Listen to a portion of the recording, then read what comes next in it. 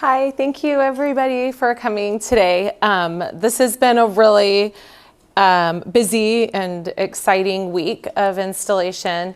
I just want to give gratitude to Victoria and all of the students who spent time in the gallery with me this week. I don't know how many there were, but I feel like there was about a dozen, give or take. And they all came in at different shifts, and it was a real pleasure to work with so many different students, and everybody was so eager to help and to be present.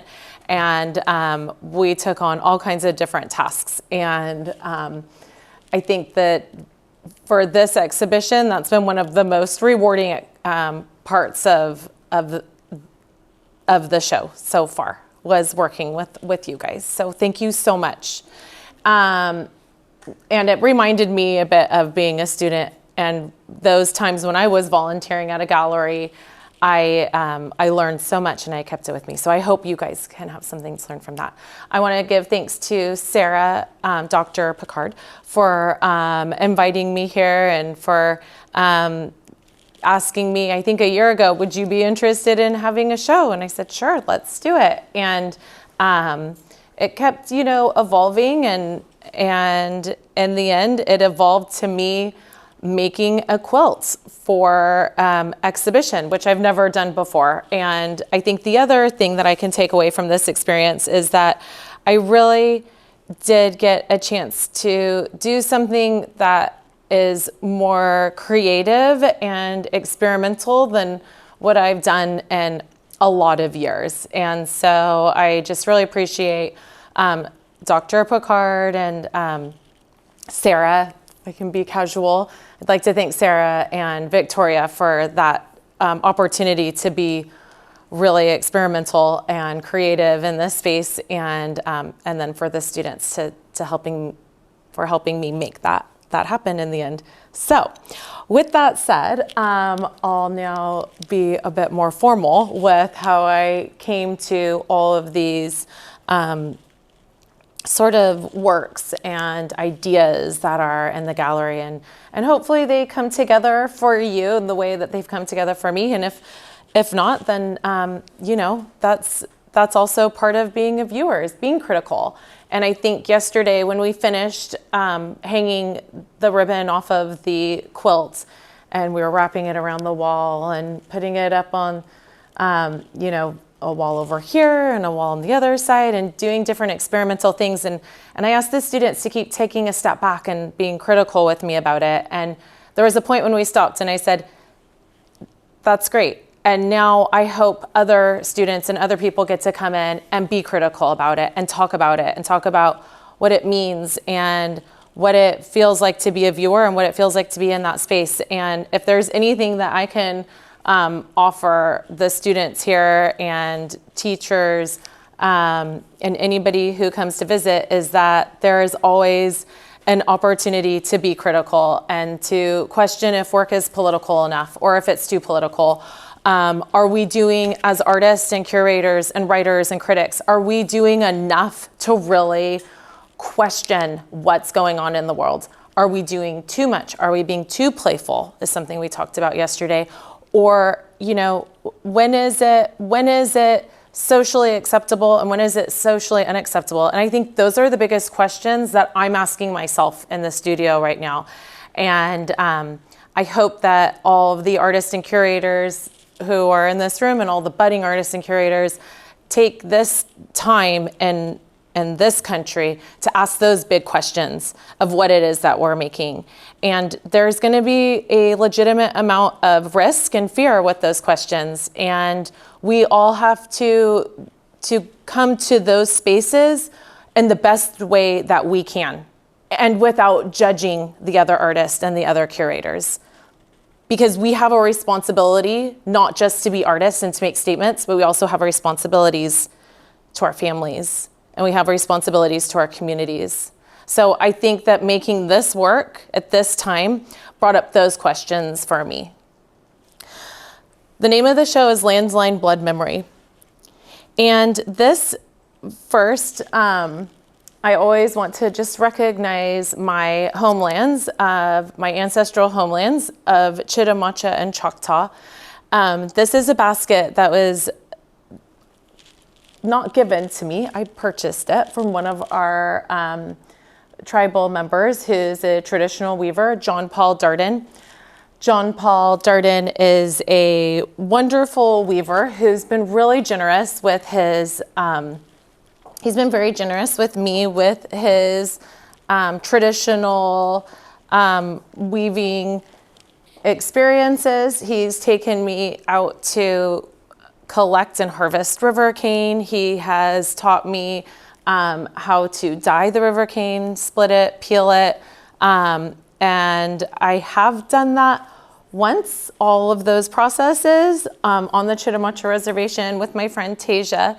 And while that process was very informative and I would love to continue to do more of it, my practice really is with photo weaving. So I just want to acknowledge that there is traditional Chitimacha basket weaving that continues today. And without these weavers, I wouldn't have the space to do what I'm doing. There are 3 pieces in the exhibition that do have some of that river cane sewn into it, which is in the body of work called Landline Blood Memory. It's actually 2 pieces. It's number 1 and number 2. Harvesting river cane is a tradition filled with knowledge, connecting us to our homelands and generations of weavers. With gratitude and humility, I acknowledge the weavers, their knowledge, and continued practice. This is a Choctaw basket that was given to me by my grandma Chili. This came into my own collection and into my life in 2012. And also this small mat. This is a sun and star pattern, which you'll see a lot in the exhibition. The other theme here, land, is really talking about, I think, not just our ancestral homelands, but just acknowledging land where we live, where we visit, and our connections to land. This morning I had the opportunity to go visit a couple of rare books at Brown University. And one thing that I was talking about with the curator there of Native American art, we were looking at a book together, and she said, you know, some of the settler colonial tactics to regain ownership through propaganda was actually to also acknowledge the death of settler colonial people on the land. So I thought that was a really interesting construct and made me really think a lot about how we relate to land and how it's not just something that we live off of, but it's somewhere where, you know, where we are connected to, and how settler colonial tools were used to tie their own bodies and their own experiences to land. So that was just something that we talked about this morning that I thought I'd share with you. This here is Broken Bow. This is where my grandma Chili grew up. This is the lake, Broken Bow Lake, and it's in McCurtain County. Very near to here is the allotments where our family was given land after the removal from our original land in Mississippi through the Trail of Tears. So again, just thinking about land and space and how land changes, or I guess how people move through land through like forced removal with the, you know, such as the Choctaw and what my ancestors went through, and then reconnecting to the land, such as Broken Bow in McCurtain County. This is Avery Island. So this is in Louisiana. This is part of our ancestral homelands, but this is, again, multiple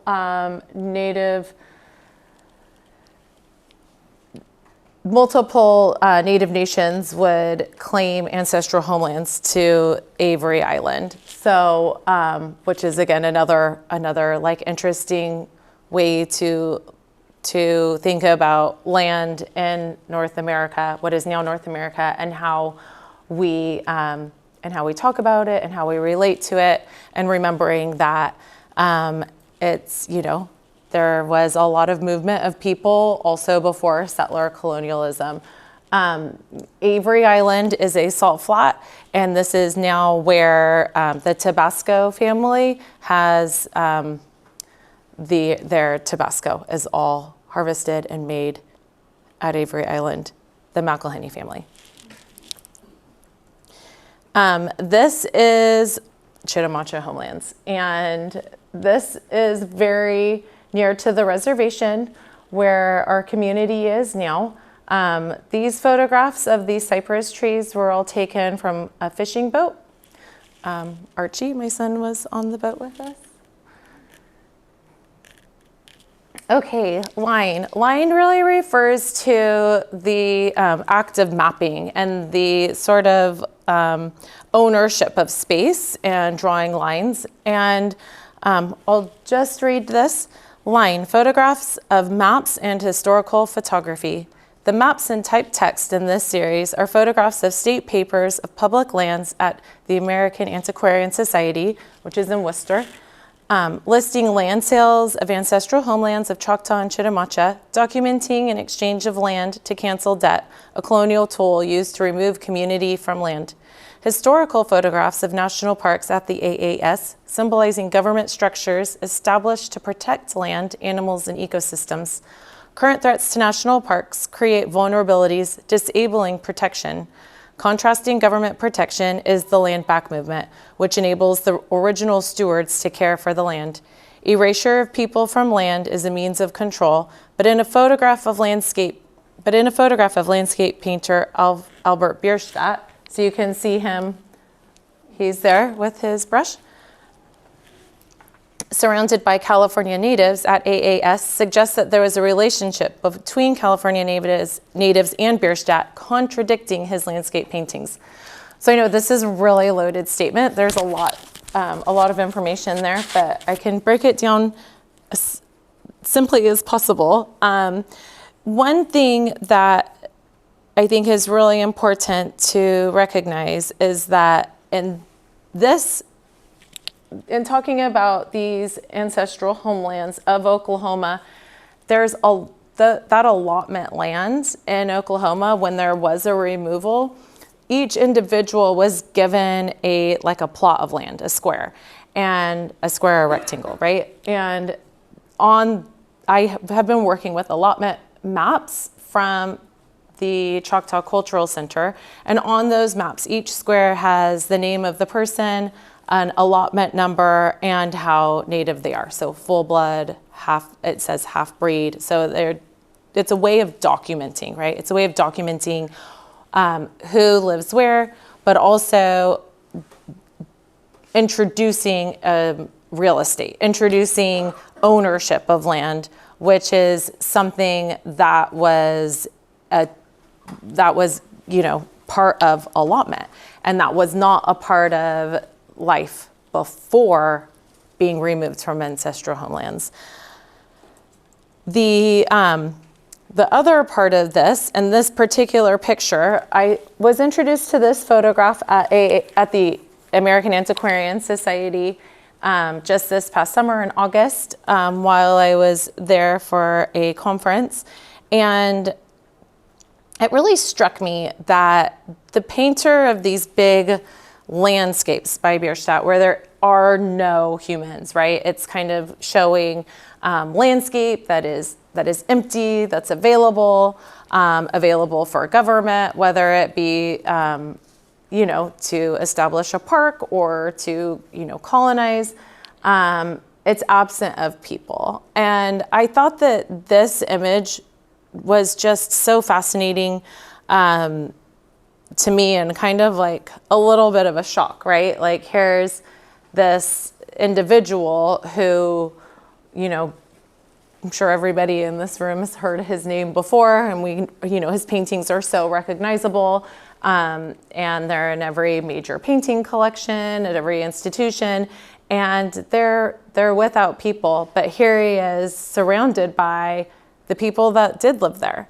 And I think that this is just something that we know, right? We know that there were people living in all of these places, but I've never seen like something like this documented before. So I wanted to really like repeat this image and these 5 pieces over and over again. I think just as a way of kind of like working through that process of here are the people who were there, and the person who was basically creating the propaganda and the painting, he was also, you know, had some kind of a relationship with these people.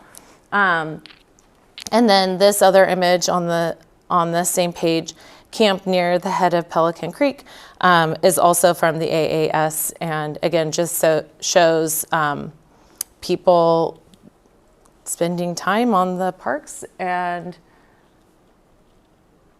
I think they're really beautiful images, but I think they're really loaded images, right? So I really like to think about when working in an archive, whether it's maps or photography, something that we talked about this summer while at AAS is like the seduction of the archive. So even though some of the material or some of the themes can be rather disturbing and hard to process, that there's often something beautiful about old paper or about the color in the maps or the beauty of the photography. So it's sort of like, I think about that a lot, like the seduction of the image or the seduction of the archive, and then putting that into a piece, and it's beautiful, but yet at the same time, the subject can actually be quite harsh, right, and quite difficult. Photographs of maps and historical photography. So again, while the image on the left is historical photography, the map on the right, also from the American Antiquarian Society, is a map from land deeds. So I was looking at the land deeds of our ancestral homelands and seeing the exchange of land from ownership to ownership, and there were moments where it said, you know, settling debt.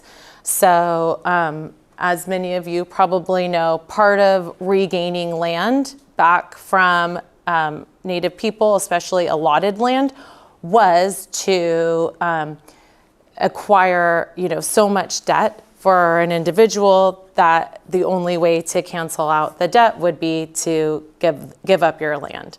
So it was a tool, a colonial tool, to take land from Native people.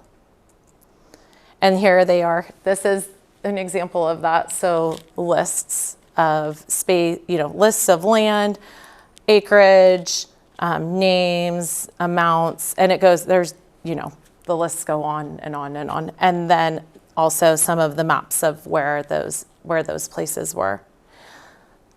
More line, photographs of United States national parks and state parks. This is Tahoe State Park, ancestral homelands of Washoe Tribe of Nevada and California. This is the closest park to my family, so we go, we do spend a lot of time here. This is about an hour from where I live. This is Redwood National Park, ancestral homelands of the Yurok, Tolowa, Dini, Hupa, Chilua.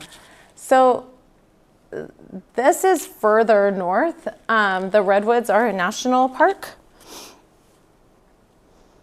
This was off the side of the road. We were driving to a fern gully, and when my kids and family travel with me, it's literally, stop, pull over the car, I need a picture. So they're used to it. And we have a rule, like if we're going on a road trip, everybody knows, like when mommy's ready to take a photo, we just pull over. And everybody's really good about it. It's fun. But this was a moment I was like, there's triangles of light. It was really fun. So then it all comes together. So this doesn't have any maps in it. So this would be a good example of just the photography. So this, it has Tahoe and the Redwoods and Louisiana. This weaving at the top center is alligator entrails. And then at the bottom is rabbit's tooth and blackbird's eye. And then the weaving just starts to open up. This is in the exhibition that you'll see today. That's broken plat. Again, this is only landscape, so there's no maps in these ones. Blood. Photographs of baskets at the Montclair Art Museum archive. Engaging with ancestral objects in an archive is an emotional experience that is best shared with leadership, for me. In May 2025, I viewed historical baskets at the Montclair Art Museum with our traditional weaver and Chitimacha tribal chairman, Melissa Durden, and that's her granddaughter, Alexis. And the woman on the left is one of the archivists at the museum. Melissa and I were honored at the Montclair Art Museum last May, and I thought that the best thing for us to do while we were there at the museum together was to go look at the Chitimacha baskets that they had in the collection. I made a new body of work called I Want to Hold You Longer based on baskets in 3 collections: the Brooklyn Museum, the Montclair Art Museum, and the Worcester Art Museum. So this is Montclair, and when Melissa came, she brought a suitcase and hand luggage of baskets, including a basket that I had never held before or seen before by my great-great-grandma, Delphine Stoof. So it's a long story. I can summarize it as kind of like in 30 seconds, I think. Delphine is like a direct line to me, who was a weaver in the early 20th century. And her baskets were, she was weaving baskets and working on basically diplomacy for making Chitimacha tribe a sovereign nation in Louisiana. And so her work through not just basketry, but also her work with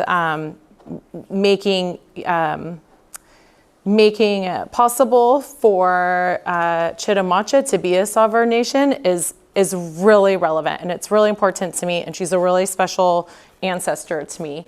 And that's Melissa holding the basket by Delphine.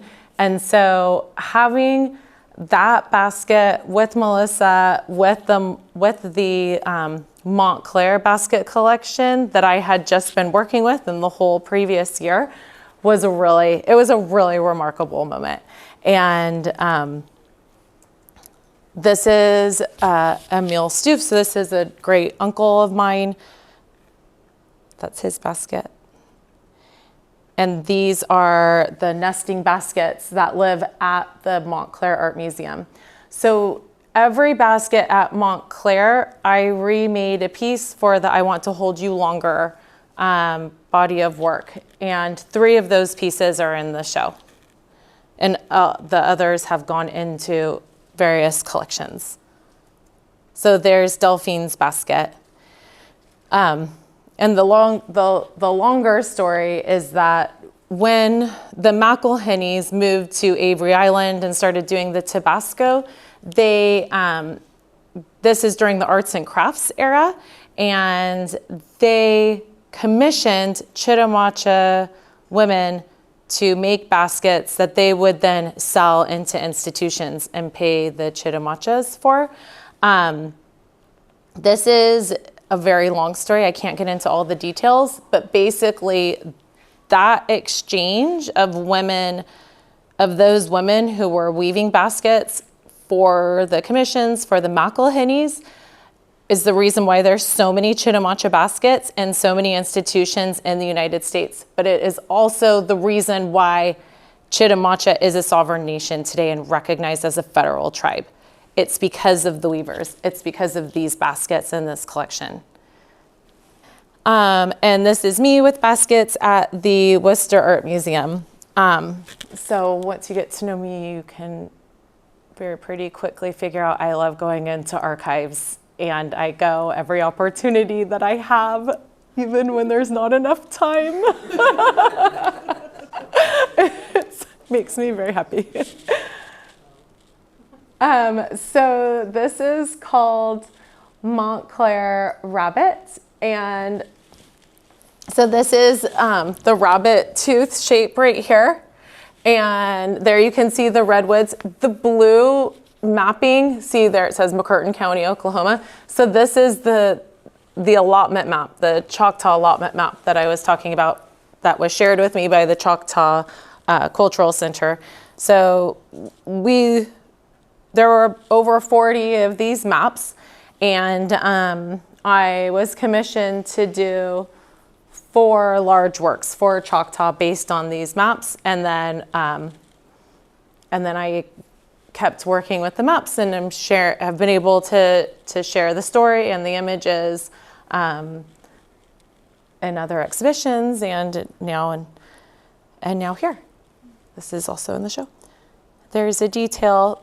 In this body of work, I want to hold you longer. I began twisting and tying down and twirling the photo strips, and for me, the meaning of that was that the baskets that I was referencing in the work, I was setting those weavers free, because while they were weaving to earn money, they were weaving during a time that there was a lot of distress. They were losing family members, they were losing lands, they were losing, there was threat to lose the whole community, and that's why they were weaving. And then those baskets now live in the institution. So for me, being with the baskets and then making work that related back to the baskets was, a lot about like giving life, giving space, making things feel free and open, and thinking a lot about time, and time not being linear, but time being cyclical.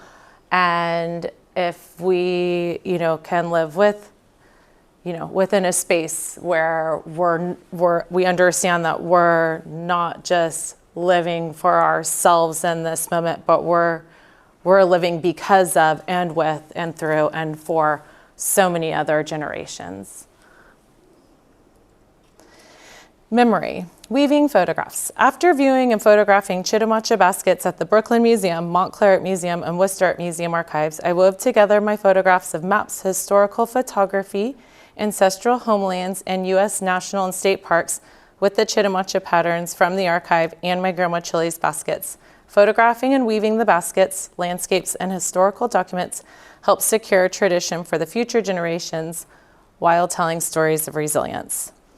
So this is the Landline Blood Memory, which you can see that image of, this is a bit pixelated, sorry about that. You can see the repeat of the Bierstadt image, and then other historical photography. And then you can see there the reed that I dyed and split and tied it into the work.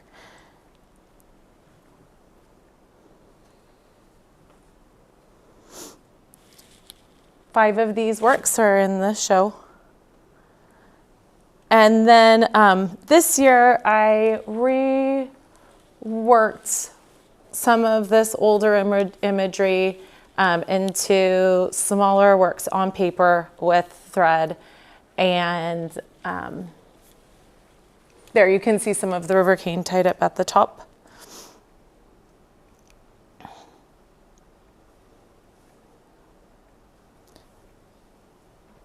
This piece is in the show, so you can see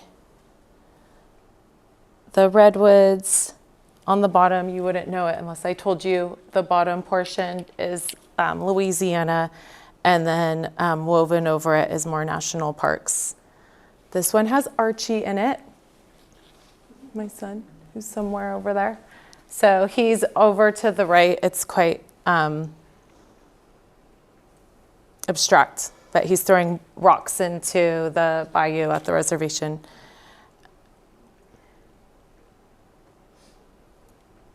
Okay, so finally, this is a project that I wanted to do for about a year and a half, and I kept thinking about it, visualizing it, and I finally did it in just this month. So this, I think, was done on March 1, or I should say also February. It took us a few days. I did it with all 3 of my boys, and we wrapped the ribbon around the trees. My 5-year-olds picked out these trees to wrap. I was going to do something different. He was very cute. He walked over. He said, "No, Mommy, let's do this. Let's wrap the ribbon around this," because I was going to do something more long, and he was right. So we wrapped there. This is where we live in California. We live out in the country. And then we wove through the ribbon after we had wrapped it. So this is just tree weaving is what we're calling this new work. And for me, it was a really nice, peaceful experience with my kids. And I was thinking a lot, but I think when it was finished and I would go and visit the tree, I thought about, how the ribbon was hugging the tree or holding the tree, and, we're decorating the tree. And again, going back to land, like this isn't our ancestral homeland of Chitimacha or Choctaw, but it's where I'm raising my boys. And, I think there's a lot to think about, right? When we think about our relationship to land and where we live and where we're raising our children. And there it is again, in the right-hand corner in this piece. And then this has a woven maps next to the tree weaving, and then I hand-stitched into the paper Lands, Line, Blood, Memory, just for one more layer. And then again with the redwoods. So this piece is in the show. This is an older piece that I reworked. It's 2 maps of Plymouth, so Plymouth, UK, and Plymouth, US. Both of the maps are from the British Library, and then that's a Mississippi map from the Army Corps from 1942. And then I sewed that onto the paper. And then this is redacted. So this piece and this piece really reference settler colonialism in the 1700s, 1800s. And the quote in this is from, I read it originally in a book by Cole Thrush called Indigenous London. And the end of the quote is, the quote is from a newspaper from England, London, that is talking about what the British colonization has done to North America, what is North America. And the ending statement is, "Of these victims to our power." I made this work originally in 2019, and it was in the studio, and I just thought, I was thinking so much about the politics of what's going on now and how it's a real like continuation and a repeat of what's been going on for hundreds of years. And so my decision was to have the black ribbon redacting the words, but that we could still see them and they're falling off, and then leaving that last statement of "these victims to our power," which I think has a lot of meaning and a lot of different layered meaning. The image that you can see of the trees is Louisiana. That is our ancestral homeland and where our reservation is today. So thank you so much for being here and for your time. Appreciate it.